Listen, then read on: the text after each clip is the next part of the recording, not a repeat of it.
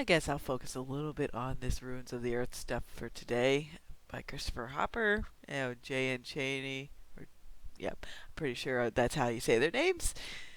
Florida Woman Needs More Coffee, as always.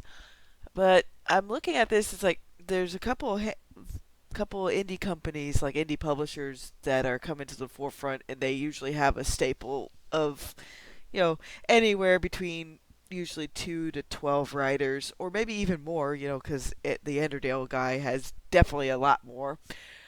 But I've even noticed other indie series like Aeon 14 and others bringing in, partner writers to help expand out their worlds or their settings, or even just to jump on different genres and things altogether.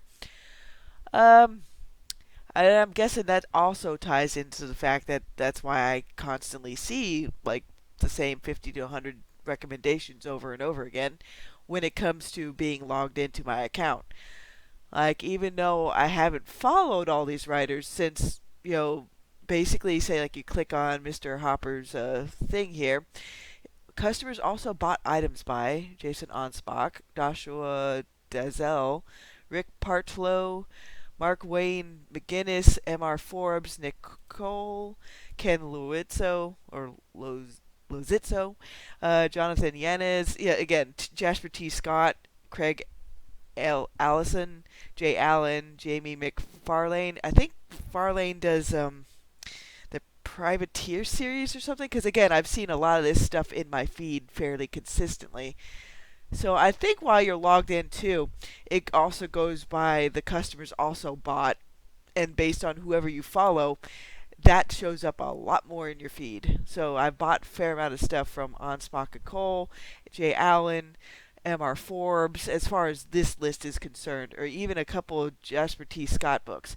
Now, most of these guys make books that are kind of like popcorn fun. I don't mean it in a bad way at all. It's just, something you can get into for a couple hours at a time, or even you can read bits at a time, just escape away for a bit, which makes sense. It's just that now some of these, I would say, midline indie publishers have a kind of like a they have a good setup going in terms of like they know when they should release stuff.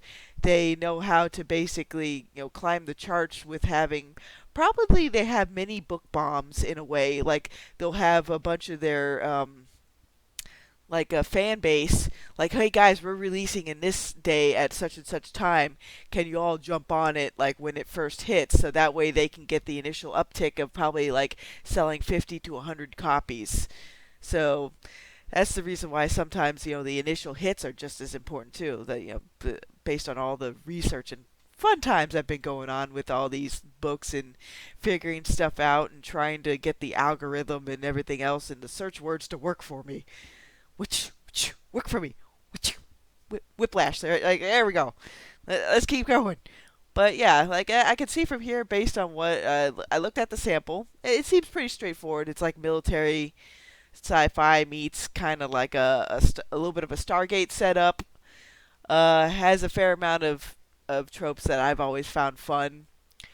The handful of people who weren't really engaged were saying that it seemed like the narrative took too long, uh, and they tried to make too many references to pop culture, Stargate, and that person didn't find that too fun.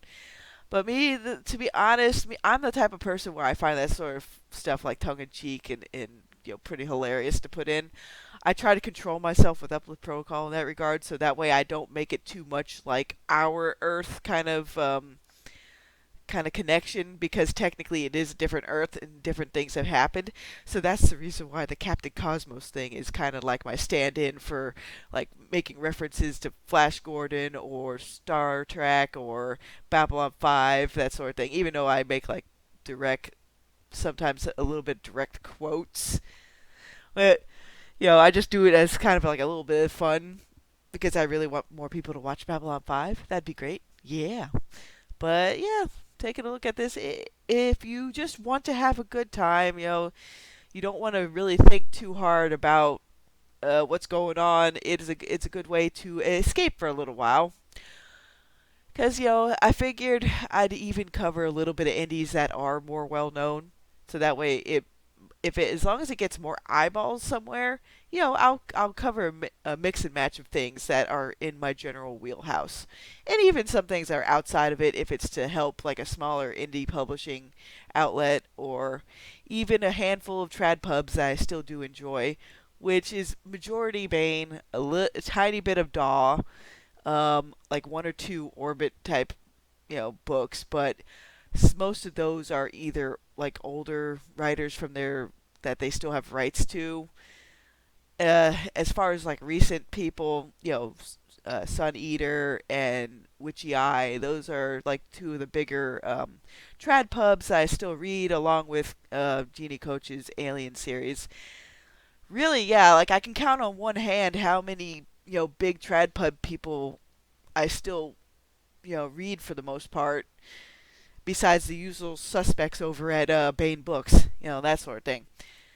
So, yeah, here we go. Let's see. What else can I find with the indie sphere today? Because, besides just covering Ruins of the Earth, I figure maybe I could just cover like one or two other things. And this is kind of a little bit more long form search. I guess I could still do it as reader adventure topics for this one because it's not really a quick hit since it is over 6 minutes now. I guess it's just to laugh at this a little bit. It's like whenever people try to invert, like, say, the Legend of King Arthur, uh, the ones I enjoy when they do invert it a little bit, it is like when they take it out into space and make it like cosmic kind of, Power Rangers stuff meets like the Green Lantern Corps and more space shenanigans. That I don't mind. But there's somewhere they invert it by like, yes, let's make it a woman and make her a witch, and she will withdraw the one true sword. I'm like, oh boy. Uh, and apparently, this story goes on about like apparently this sword can control both demons and dark elves, and someone is sending demons after the particular heirs that can wield this witch sword. It's like, oh boy. I mean, that's not really my cup of tea. I mean, I guess I could link it below if somebody's interested. Because I guess I don't want to be, you know, uh, too for or against something, I guess. Because even though it's not my personal wheelhouse, who knows? Maybe somebody will find this interesting. But yeah, for the most part, this channel is going to be, space opera and various forms of pew pew and different flavors of science fiction. Even if sometimes that science fiction could end up being basically space fantasy, you know, kind of like the Scrap Princess stuff or a few other things that I enjoy. God, I need more coffee. Coffee, coffee, coffee. So there you go. I guess I'll put this image in there. This is all rather off the cuff, isn't it? And I guess one other quick aside, because I was talking about it a little bit on Twitter, but I did look at one of Vox's uh, articles about how Patrick Tomlinson was complaining about a bunch of fake one-star reviews. And it's like, oh, they're all ganging up against me. It's like, I've read a sample of one of his books, and it just didn't do anything for me. I don't even know what this guy. What is his? No, his own website doesn't even load. It's that badly coded, I guess. But yeah, he's saying at one point, because Morlock brought it up, dogs don't have thumbs. But Patrick was saying of Trump people, I will see them hunted down, fired from their jobs, expelled from their families, ruined utterly and forever. It's like, come on, dude, really? Thing is, with my own experience with Amazon, some reviews I leave, like especially if they're not as well known, or if maybe they're of a certain political bent, sometimes it seems like my reviews for certain kinds of books go through in like 10 minutes, and then say like if I'm trying to do a review for Mr. Delarose or some people in Pulp Rev, it could take 2 to 4 days for it to pop up, or they'll just erase it completely, like they did with my review of the Star and Twine sequel, The Stars Asunder. It's like, again, I had a review up within a couple of hours, typed in, ready to go, and they erased it, and I had to redo it. It eventually went up, but it was like 6, 7 days after the book was, active. So Amazon does have its it does have some of its pluses, but if you're basically constantly blacklisted in the community, or people just want to mess with your stuff, Amazon is known for messing around with reviews and everything else too. Because again, I've left a review, like initially when I was happier with the Expanse, I've left a review and that went up in like 5 minutes.